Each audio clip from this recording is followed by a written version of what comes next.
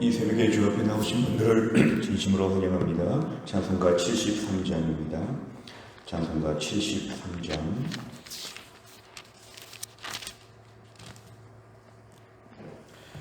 찬송가 73장 찬양 드리겠습니다.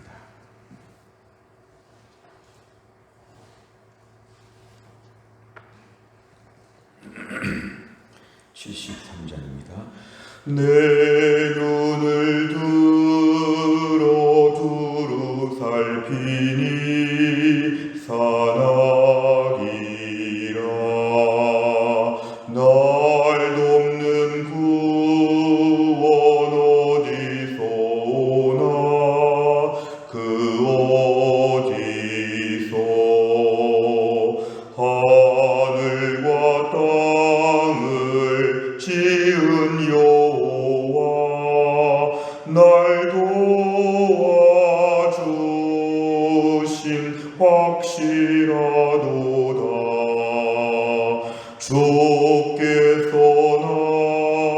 나의 가는 곳마다 지키시며 졸지도 않고 깨어 계셔서 늘 지키네.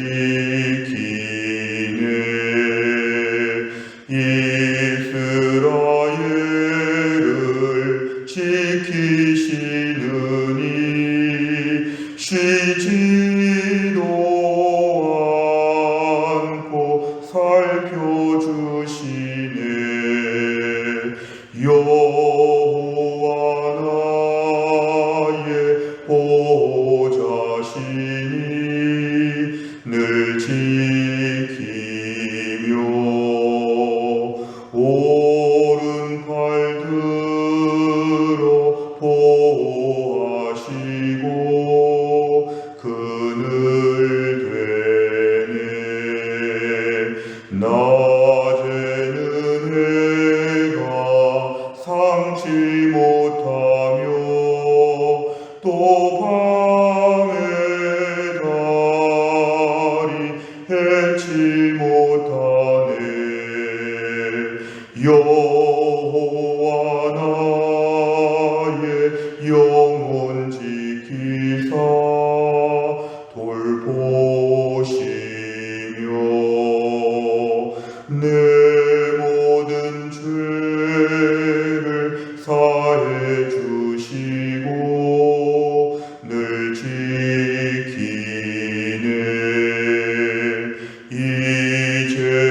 이제로부터 영원 무궁히 주 나의 주님 지켜주시리.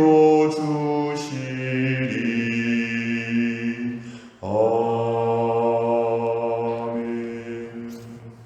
하나님 말씀은 창세기 9장 19절부터 29절까지입니다. 로마서 9장 19절부터 29절까지입니다. 로마서 9장 19절 페이지로는 252페이지 있습니다. 로마서 9장 19절부터 29절까지입니다. 로마서 9장 19절 제가 읽겠습니다. 혹 내가 내게 말하기를 그러면 하나님이 어찌하여 허물하시느냐 누가 그 뜻을 대적하느냐 하리니 이 사람아 내가 누구이기에 감히 하나님께 반문하느냐. 지음을 받은 물건이 지은 자에게 어찌 나를 이같이 만들었느냐 말하겠느냐. 도기장이가 진흙 한 덩이로 하나는 귀히 쓸 그릇을 하나는 천히 쓸 그릇을 만들 고난이 없느냐. 만일 하나님이 그의 진노를 보이시고 그의 능력을 알게 하고자 하사 멸하기로 준비된 진노의 그릇을 오래 참으심으로 관용하시고 또한 영광받기로 예비하신 바 긍휼의 그릇에 대하여 그 영광의 풍성함을 알게 하고자 하셨을지라도 무슨 말을 하리요. 이 그릇은 우리니 곧 유대인 중에서뿐 아니라 이방인 중에서도 부르신 자니라. 호세아의 글에도 이르기를 내가 내 백성 아닌 자를 내 백성이라 사랑하지 아니한 자를 사랑한 자라 부르리라. 너희는 내 백성이 아니라 한 그곳에서 그들이 살아계신 하나님의 아들이라 일컬음을 받으리라 함과 같으니라. 또 이사야가 이스라엘에 관하여 외치되 이스라엘 자손들의 수가 비록 바다의 모래가 될지라도 남은 자만 구원을 받으리니 주께서 땅 위에서 그 말씀을 이루고 속히 시행하시리라 하셨느니라. 같이 읽습니다. 또한 이사야가 미리 말한 바 만일 만군의 주께서 우리에게 씨를 남겨두지 아니하셨더라면 우리가 소돔과 같이 되고 고모라와 같았으리로다 함과 같으니라. 오늘의 말씀은 어제에 이어서 하나님의 주권에 대하여 하나님의 주권적인 통치와 이끄심에 대하여 우리에게 강조하고 있습니다. 오늘 19절에 보면은 어떤 사람들이 이렇게 말할 수 있다는 것이죠. 하나님이 왜 허물하시느냐? 이 허물하시느냐는 우리의 잘못을 책망할 수 있느냐? 어제 말씀에 의하면 하나님이 하고자 하시는 자를 긍휼히 여기시고 하고자 하시는 자를 완악하게 하신다고 어제 18절에 말씀하셨습니다. 어차피 하나님이 결정하신 뜻대로 모든 것을 이끄시는데 어떻게 하나님이 우리에 대하여 죄를 찾고 우리의 허물에 대하여 책망하실 수가 있느냐? 하나님이 다 결정하시고 이끄시는데 왜 우리에게 무엇이라고 이렇게 책망할 수 있느냐? 이렇게 말할 때에 누가 그 뜻을 대적하느냐는 것은 하나님께서 이렇게 시키시는데 하나님께서 이렇게 하셨는데 그 속에서 우리가 어떻게 그걸 저항할 수 있겠느냐? 우리는 어쩔 수 없다. 뭔가 이렇게 불평을 할 수 있다고 오늘 사도 바울은 얘기합니다. 자, 그럴 때 이제 20절 네가 누구이기에 감히 하나님께 반문하느냐? 결국 하나님께서 이렇게 저렇게 뭘 하시든지 하나님이 이렇게 저렇게 임의로 결정하시는 모든 일들에 대하여서 우리가 하나님께 반문할 수 없다는 것입니다. 지음을 받은 물건, 피조물인 인간이 창조주 하나님 앞에서 왜 이렇게 하셨느냐? 하나님이 왜 이렇게 하느냐? 하나님의 일하심에 대하여 여러 가지 말을 할 수 없다는 것입니다. 그러면서 그 예로 21절에 토기장의 얘기를 얘기합니다. 토기장이 그릇을 만드는 사람은 진흙 한 덩어리로 귀히 쓸 그릇도 만들 수 있고 천이 쓸 그릇도 만들 수 있다. 이건 토기장의 고유 고난이라는 것입니다. 어떤 것에는 보석 같은 것을 담을 그릇을 만들 수도 있고 어떤 것에는 지저분한 것을 담을 그릇을 만들 수도 있고 토기장에게 모든 권한이 다 있다는 것, 이것을 얘기하면서 하나님께서는 우리 모두를 임의로 하실 수 있는 독특한 권한이 있다는 것입니다. 22절에 보면 하나님이 어떤 사람들 앞에서 특별히 그의 진노의 그릇을 오래 참으심으로 관용한다는 것입니다. 그의 진노를 보이시고 그 능력을 알게 하고자 멸하기로 준비된 진노의 그릇, 하나님 앞에 완악하게 죄를 짓고 부족한 사람들을 향해서 어떤 사람들은 하나님이 오래 참으심으로 관용한다. 이것도 하나님의 결정이라는 것입니다. 왜 이렇게 하나님께서 누구를 오래 참아주시는가? 인간 입장에서는 불평할 수 없다는 것입니다. 23절에서 영광받기로 예비하신 자 긍휼과 자비의 그릇에 대하여 그 영광의 풍성함을 알게 하고자 하나님께서 이렇게 긍휼을 베푸시고 자비하시고 얼마나 자비하신지를 보여주는 하나님의 풍성한 사랑을 임의로 누구에게 나타나고자 해도 누가 거기다가 무슨 불평을 할 수 있겠느냐? 하나님이 그렇게 하신 것이다. 결국 하나님께서 우주 만물에 대하여 모든 것을 임의로 하나님의 뜻대로 주권적으로 인도하실 때 우린 거기에 대하여 받아들일 수밖에 없다는 것입니다. 그러면서 24절에 보면 그릇에 대한 얘기를 다시 한번 강조하며 토기장이 하나님 앞에 우리는 그릇이라는 것입니다. 우리가 그릇인데 유대인들도 있지만 이방인들도 있다는 것입니다. 이건 당시에 파격적인 말씀이었는데 이방인 중에서도 하나님께서 오래 참으시고 하나님이 구원하기로 작정한 자들이 있다는 것입니다. 25절부터는 호세아서의 말씀, 27절부터는 이사야서의 말씀을 가지고 이것을 더욱더 증명하고 있습니다. 25절, 26절에 보면 내 백성 아닌 자를 내 백성이라고 부른다. 이게 하나님의 결정이라는 것입니다. 내 백성이 아니지 않습니까? 근데 하나님이 내 백성으로 내가 삼겠다. 그러면 이제 아무도 거기에 대하여 반대할 수 없다는 것이죠. 26절 차라리 이방인들은 내 백성이 아니라 구약에서 이렇게 생각해 왔지만 오히려 하나님은 그들을 하나님의 아들이라. 예수님 오셔서 북쪽에 스불론과 납달리 땅이요 이방의 빛이 되고 복이 된다고 말씀하시면서 결국 하나님께서는 이방인 중에서도 하나님의 긍휼을 보여주신다. 27절에 보면 이사야가 말할 때 사실 사람들이 아무리 많아도 하나님은 다 구원하시는 게 아니라 남은 자만 구원한다. 누가 남을지 또 남은 자가 어떤 사람들인지 알 수 없지만 하나님이 그 중에 일부를 하나님이 특별히 구별하셔서 남은 자 하나님이 사랑하신다. 29절에 우리에게 씨를 남겨두지 아니하셨다면 하나님이 남겨둔 씨가 있다는 것입니다. 결국 하나님께서 오늘도 구원을 베푸시면서 유대인과 이방인의 이런 구별이 아니라 하나님이 특별히 정하신 사람들을 향해서 임의로 하나님은 구원을 베풀어 주신다는 것입니다. 내용 관찰을 보시면 첫째, 바울은 하나님의 주권을 어떤 비유로 설명합니까? 20절과 21절에 보면은 이제 토기장이의 비유를 가지고 얘기합니다. 토기장이는 마음껏 만들 수 있다. 진흙에 불과한 우리는 어떤 그릇이 되더라도 하나님이 임의로 일하시는 것에 대하여 받아들여야 한다는 것입니다. 여기서 중요한 것은 하나님과 우리와의 관계입니다. 하나님과 우리와의 관계가 인격적인 관계입니다. 기도할 수 있고 하나님께 말씀드릴 수 있고 하나님과 사귄다는 말도 성경에서는 등장을 합니다. 그러나 분명히 알아야 될 것은 동격은 아니라는 것이죠. 동격. 우리가 형제끼리, 친구끼리 이런 관계처럼 동일한 선상에서 보는 동격의 관계는 아니라는 것입니다. 이 미묘한 차이를 저희가 잘 구별해야 됩니다. 인격적인 관계이기 때문에 마음껏 기도할 수 있고 하나님께 하소연할 수 있습니다. 하지만 동격은 아니기 때문에 하나님 앞에 그 고난을 인정하고 절대 주권을 인정하고 내 뜻이 있지만 하나님의 뜻이 이루어지는 게 맞다고 고백해야 된다는 것입니다. 두 번째를 보면 하나님께서 긍휼의 그릇으로 택하신 사람은 누구입니까?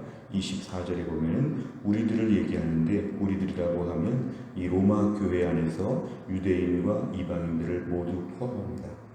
어떤 혈통적인 그런 것이라기보다는 하나님이 아브라함의 후손으로 이방인 중에서도 부르신 자가 있기 때문에 유대인, 이방인 모두를 포함하여서 하나님 앞에 부르심을 받은 자들을 모두가 다 긍휼의 그릇으로 표현하셨습니다.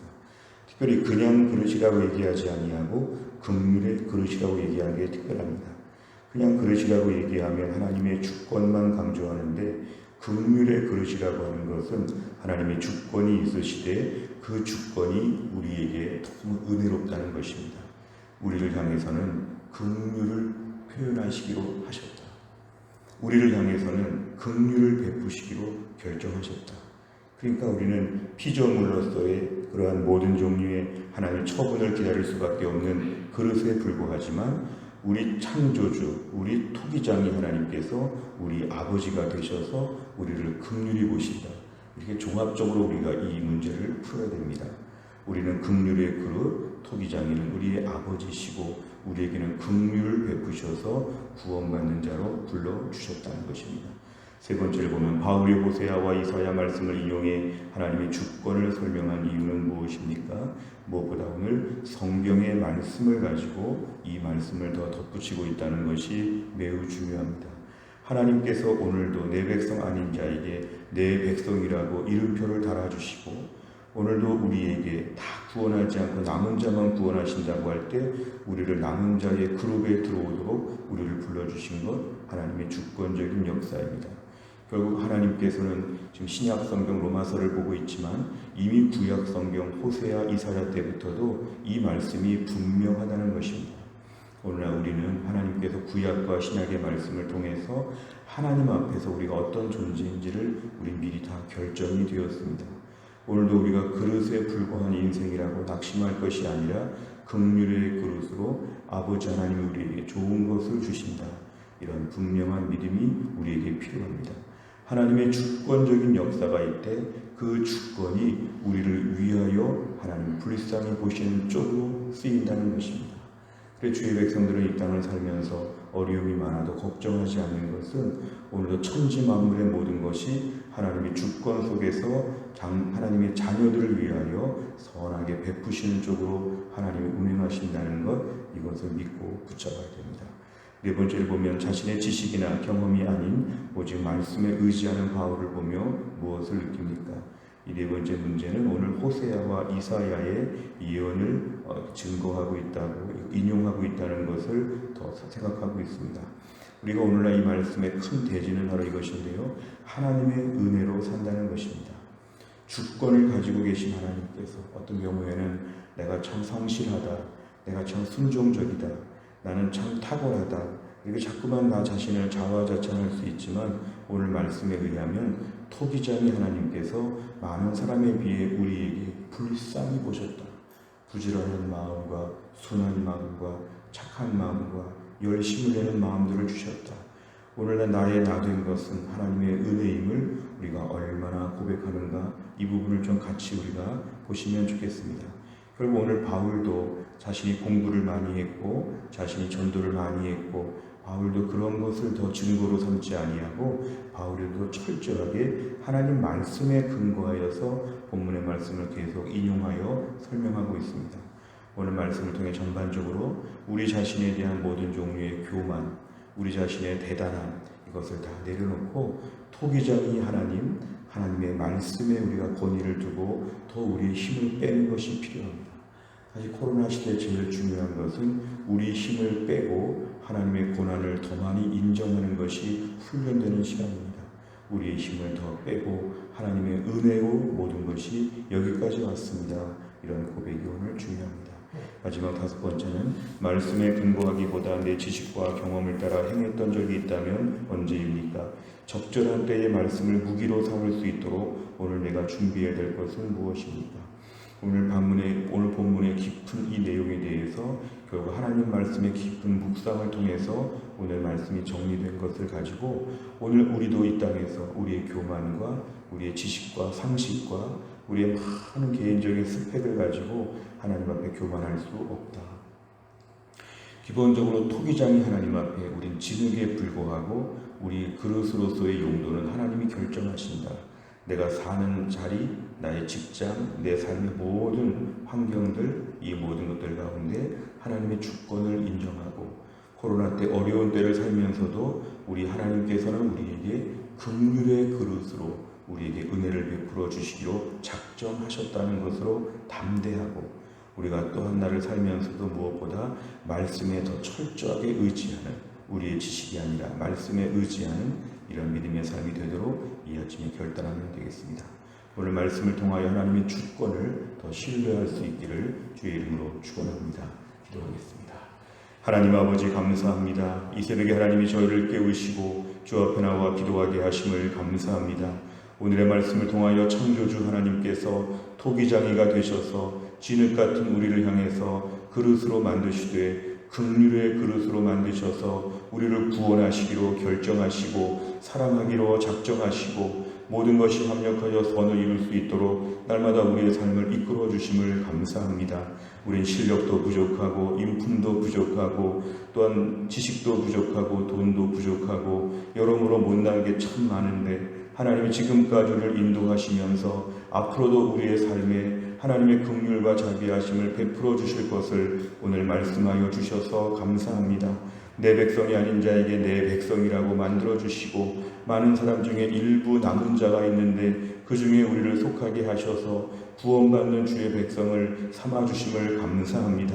신앙생활 하면서 철저하게 나 자신에 대한 거품을 빼게 하여 주시고 코로나 때를 맞이하여 나의 모든 가진 것들을 더 내려놓고 낮아지고 겸손해져서 하나님의 창조주로서의 주권을 인정하고 우리가 그 앞에서 겸손하게 은혜에 기뻐할 줄 알고 감사할 줄 아는 하나님의 백성이 되게 하여 주옵소서. 오늘도 나 자신에 대한 모든 숭배와 의지와 자랑을 다 내려놓고 오직 하나님 앞에 철저하게 붙들림 받은 하나님의 사람으로 또 한 날을 살게 하여 주옵소서. 한 날의 일정을 주님께 의탁하오며 예수님의 이름으로 기도하옵나이다. 아멘. 오늘 금요일을 맞이하여 100대 기도 제목은 다락방과 전도회와 새가족을 위해서 71번부터 84번까지 오늘 꼭 기도해 주시기를 바랍니다. 주 이름으로 하겠습니다. 하늘에 계신 우리 아버지여, 이름이 거룩히 여김을 받으시오며 나라 임하옵시며 뜻이 하늘에서 이룬 것 같이 땅에서도 이루어지이다. 오늘날 우리에게 일용할 양식을 주옵시고 우리가 우리에게 죄 지은 자를 사하여 준 것 같이 우리 죄를 사하여 주옵시고 우리를 시험에 들게 하지 마옵시고 다만 악에서 구하옵소서. 대개 나라와 권세와 영광이 아버지께 영원히 있사옵나이다.